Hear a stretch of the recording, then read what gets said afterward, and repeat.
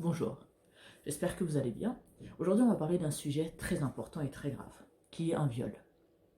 Aujourd'hui, violer est devenu tellement banal que certaines personnes se permettent, quand ils sont en train de violer leur victime, de filmer et de publier. En date, il y a 2 semaines à peu près, en Belgique, 8 individus ont violé une jeune adolescente et, en toute indifférence, un détachement total, ces personnes en plus se permettent de parler sur les réseaux sociaux comme si c'était un acte normal, comme si c'était rien de grave. C'est comme si la personne disait, bah oui, je suis allé acheter le pain, et alors, c'est quoi le problème? Aujourd'hui, on est face à ce genre de situation, parce que l'éducation auprès de nos jeunes adolescents, de nos jeunes adultes, est quasi inexistant.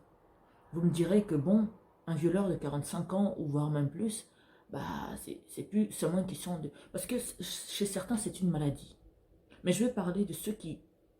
L'objectif, en fait, de cette vidéo, c'est c'est plutôt... Je veux rester centré sur les victimes. Comment se relever après un viol. Et tout.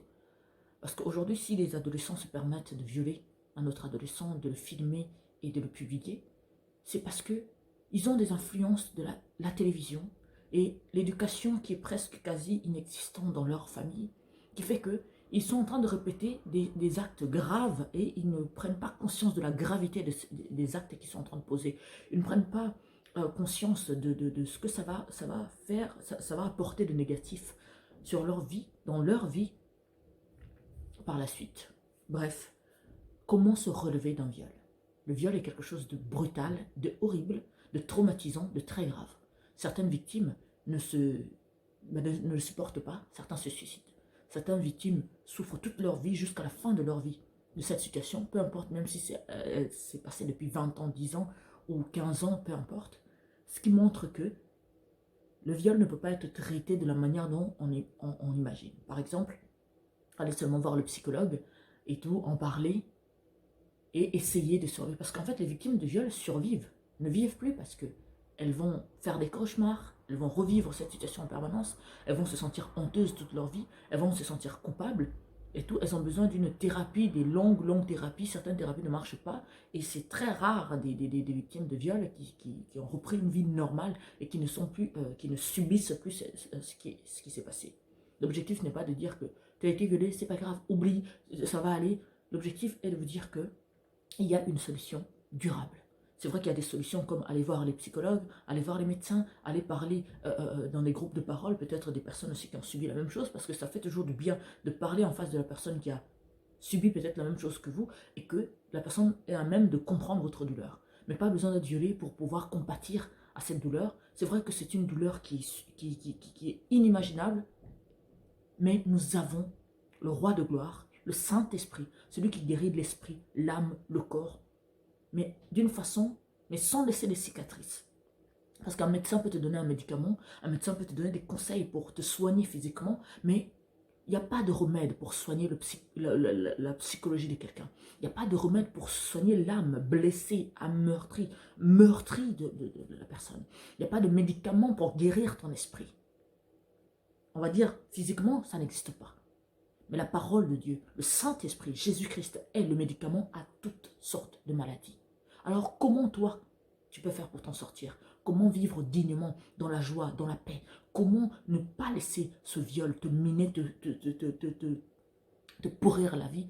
Je vous invite à méditer Matthieu 16, verset 24, Ésaïe 40, verset 29 pardon, à 31, Ésaïe 40, verset 31, Ésaïe 58, verset 11, Zacharie 10, verset 12. Donc en ce qui me concerne, je vais vous lire Matthieu 16, verset 24, et Ésaïe 40, verset 29 à 31. Donc Matthieu 16, 24 me dit, premièrement, je vais d'abord lire les versets et je développe après. Alors Jésus dit à ses disciples, si quelqu'un veut venir après moi, qu'il renonce à lui-même, qu'il se charge de sa croix et qu'il me suive. Je m'arrête d'abord là. Donc, là, Jésus invite toute personne d'abord à avoir la volonté de changer, la volonté de monter en grade, la volonté d'impacter sa vie puissamment.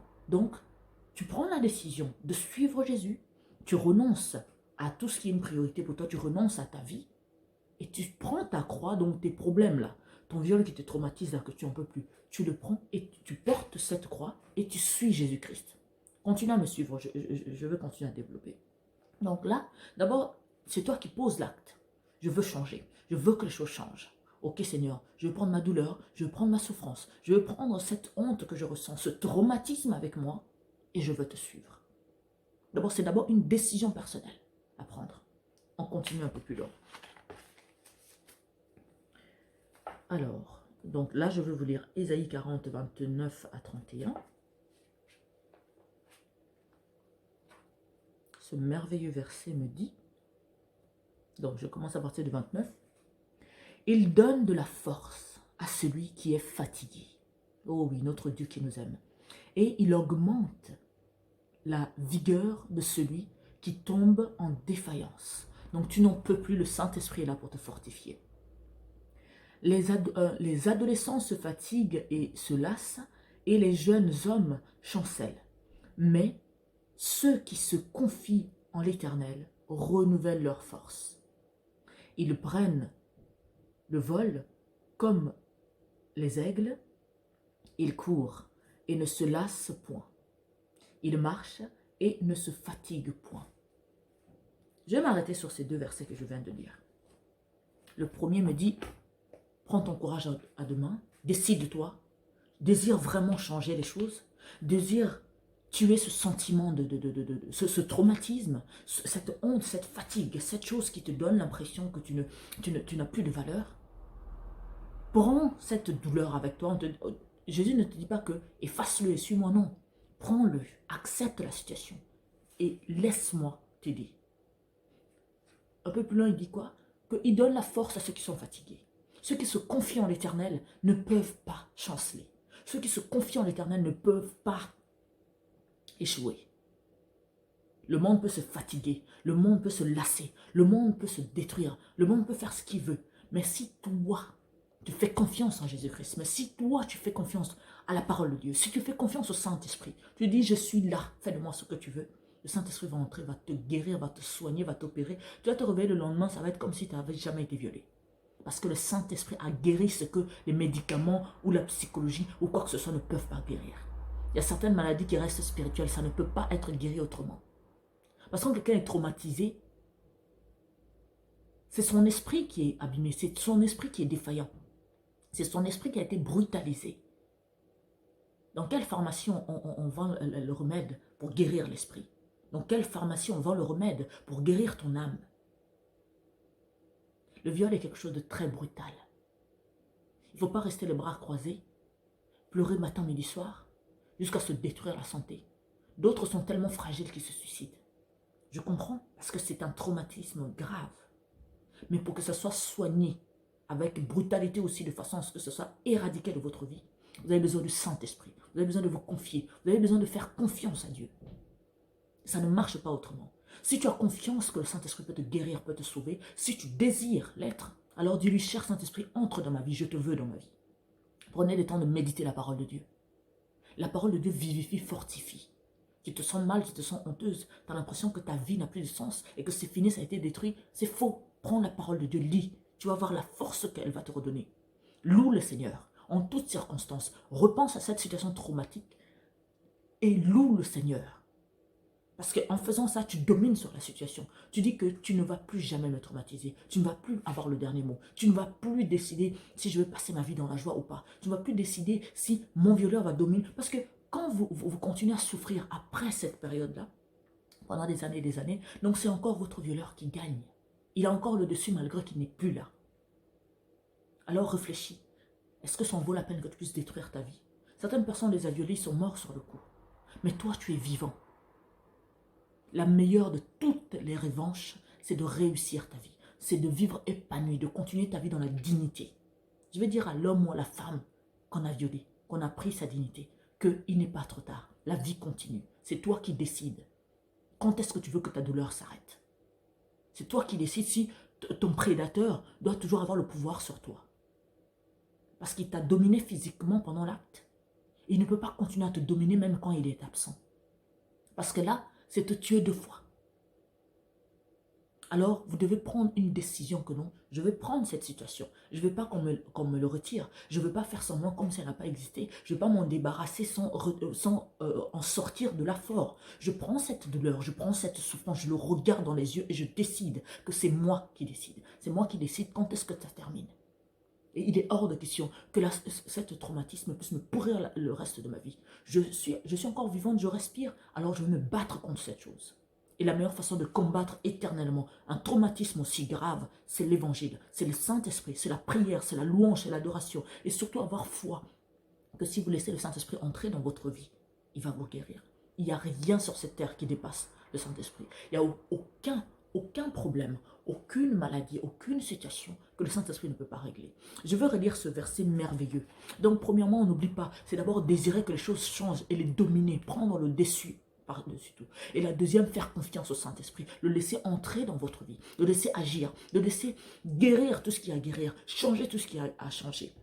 Je vais vous relire Ésaïe chapitre 40, verset 29 à 31 qui dit, là, le Père, le Saint-Esprit vous rassure que, ok, je sais que c'est difficile, mais je suis là.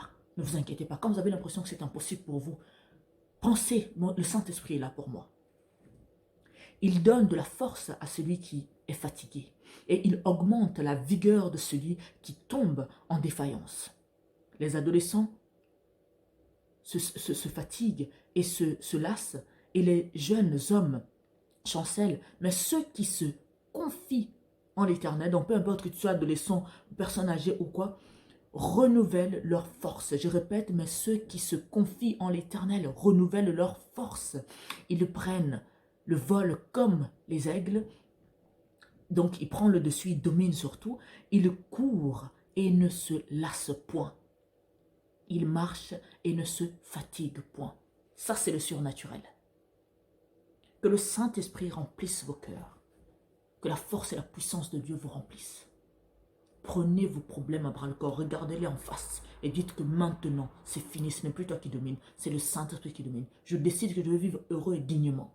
Et puis beaucoup de personnes qui se font violer ressentent beaucoup de honte. Ils ont l'impression qu'ils sont indignes, ils ont l'impression qu'ils ont cherché. Non, c'est ton violeur le problème, c'est lui le lâche. Vous ne devez pas vous sentir honteux, vous ne devez pas vous sentir bizarre. Et surtout dans notre société, hein, quand une petite fille, bon je prends une petite fille, mais ça peut être même un petit garçon ou une jeune femme, parce qu'il y a des... Enfin, un violeur, il ne regarde pas, quoi, surtout les prédateurs récidivistes, là. Il peut violer une grand-mère, il peut violer une jeune femme, il peut violer une petite fille, donc il n'y a pas de... Ces animaux-là n'ont pas de limite. Mais ce n'est pas à vous de vous sentir mal, absolument pas, au contraire. Vous êtes des survivants. Alors vous devez regarder le problème dans les yeux et dire que maintenant c'est fini, tu ne vas plus dominer sur moi. C'est moi qui décide. Je laisse le Saint-Esprit agir. Donc tu dois d'abord faire confiance au Saint-Esprit, prendre la décision que non, je veux que les choses changent. Je veux guérir. Parce que certaines personnes refusent qu'on les aide. Alors si tu veux vraiment que les choses changent, commence d'abord par décider que non, je veux que les choses changent. Je veux avancer. Je veux changer. Je veux dominer sur la situation. Maintenant, prends le vrai remède qui va te guérir pour l'éternité. Pour pas qu'à chaque situation dans ta vie, tu te remémores cette situation, tu es paniqué, tu souffres, tu pleures. Ça, ce n'est pas une vie. Tu es en train de survivre. Et ça ne sert absolument à rien. Je vous laisse méditer avec les versets que je vous ai donnés, donc je vais vous le redire. Hein. Donc Matthieu chapitre 16, verset 24, Ésaïe chapitre 40, verset 29 à 31, Ésaïe 40, verset 31, Ésaïe 58, verset 11, Zacharie 10, 12, vous avez psaume 68 à 35. Je vous laisse méditer là-dessus. Prenez soin de vous, que Dieu vous bénisse. Dieu vous aime énormément. Peu importe ce qui s'est passé dans votre vie, ce n'est pas pour ça qu'il va arrêter de vous aimer. Dieu ne laisse jamais tomber ses enfants. C'est nous, c'est vous qui décidez de vous éloigner de Dieu. Mais Dieu est toujours là où vous l'avez laissé. Chers chrétiens, vous tous qui vivez ce genre de situation, revenez auprès de votre Père, auprès de votre Créateur. Celui qui vous a créé, celui qui sait quel remède vous donner pour guérir votre âme, pour guérir votre esprit, pour guérir la maladie qui est dans votre cœur, pour guérir le traumatisme que le viol a laissé dans votre vie. Soyez bénis, prenez soin de vous. Restez dans la louange, dans l'adoration, dans la prière, dans la lecture biblique. Parce que ça nourrit, ça guérit, ça fortifie, ça change, ça transforme. C'était l'apôtre Harmonie. Prenez soin de vous, que Dieu vous bénisse infiniment. Pour ne pas rater toutes nos publications, je vous invite à vous abonner sur notre chaîne qui s'appelle Centre de Gloire Emmanuel. Si vous voulez nous écrire, vous avez des pages, donc apôtre Olivier Cambola officiel et apôtre Harmonie. Que Dieu vous bénisse infiniment. Je vous dis un très très bon dimanche et je vous dis à demain. Prenez soin de vous. Ciao.